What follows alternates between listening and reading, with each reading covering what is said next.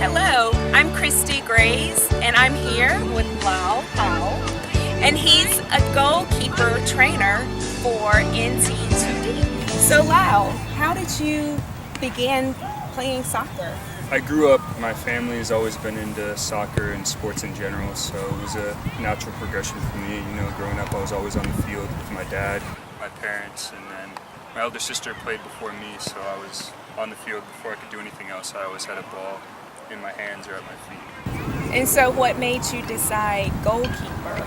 I started out playing in the field when I was younger, and as we grew up, my coach found out I had really good reactions.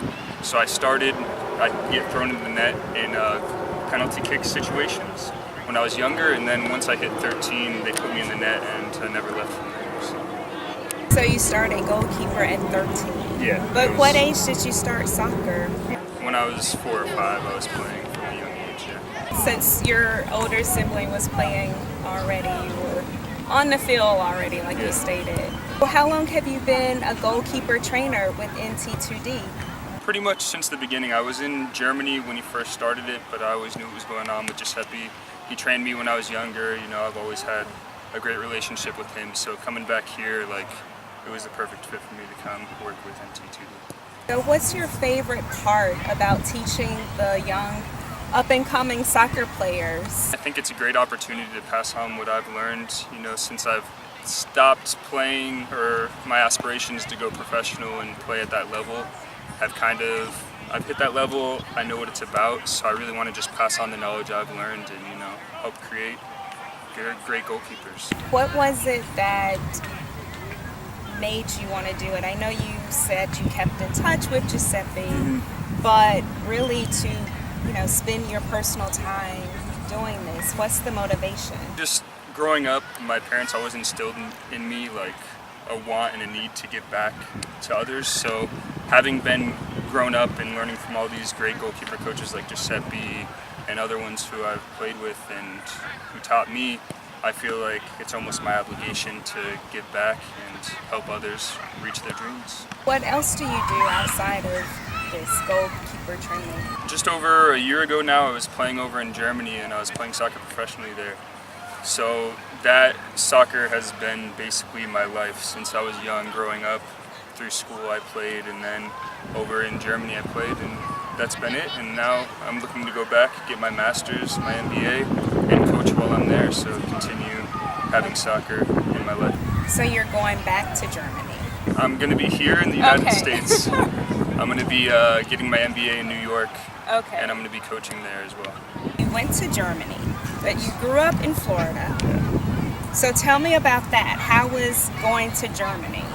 It was a really big transition for me. I had a connection over there through one of my former coaches to have a chance to go play over there, and as soon as I heard of the opportunity, I thought, you know, I can't pass this up to go and possibly play professionally. So it was 2 or 3 phone calls, exchange a few emails, and I said, okay, let's go. Now you made that sound so simple. I'm sure, was there some sort of tryout involved? Yeah, I was over in Germany this summer before I finished school, and he had taken a look at me, and he really liked what I saw, the scouts, when I was over there. So they said they'd like me to come over, so then once that happened, they saw me, they wanted me. It was just figuring out the details, and then from there. Okay. So did you learn any German? Yeah, I know a little German. I can understand a lot more than I can speak. So speaking, it's a bit tougher, but I can get around it. Tell me about the culture. I've never been. It's very westernized. It's kind of like America. I had no problems really integrating into my team and everything. A lot of the younger guys on my team, they all spoke English semi-well, so it wasn't rough to, you know, get thrown in there. Well, I wasn't thrown to the wolves or anything, so it was a nice transition for me. So that brings up a good question. The other people on your team, what was their background? Were they from Germany mostly, or? Most of them were German. We had a few players from different places. We had one guy from Japan on our team, and there were a few others from around Poland and things like that were closer to Germany. Tell me about your college career. I believe you started out at one university and ended up at another.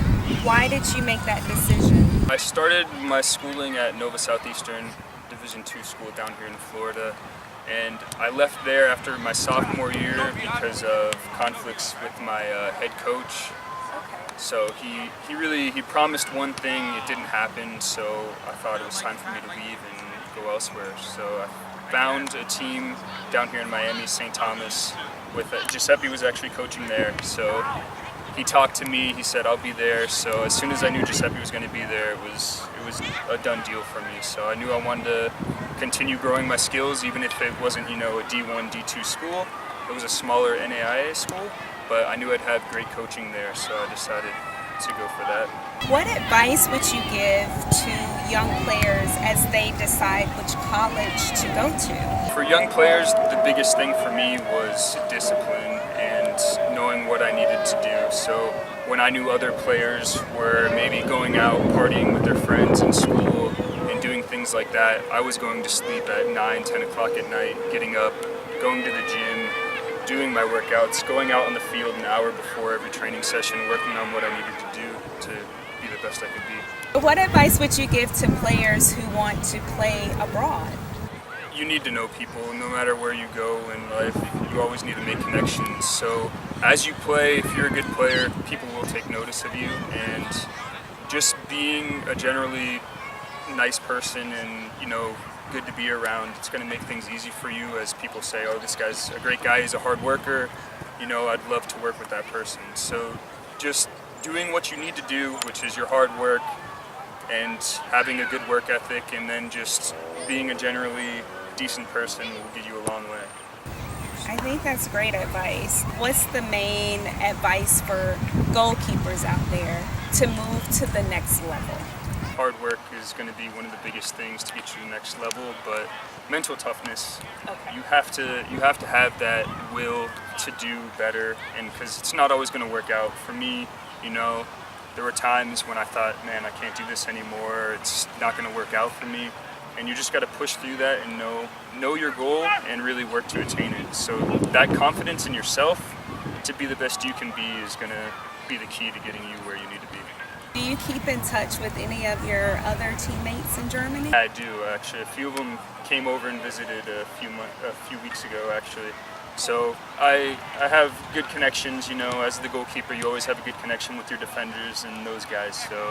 So yeah, I still stay in touch with those German guys.